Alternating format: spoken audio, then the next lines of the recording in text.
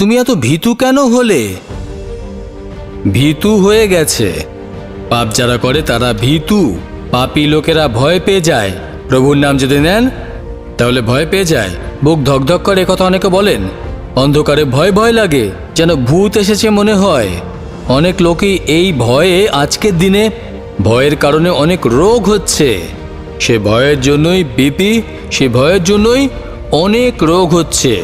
পরমেশ্বর আমাদের ভয়ের আত্মা দেননি, শক্তি, সংযম আর সামর্থ্যের আত্মা আমাদের দিয়েছেন। প্রভুর সন্তান হওয়া সত্ত্বেও অনেক লোক বলে যে কেউ আমার উপর জাদু করেছে। এটা কি? তোমার উপর কোনো অস্ত্র কাজ করবে না, এটা প্রভু বলেছেন না?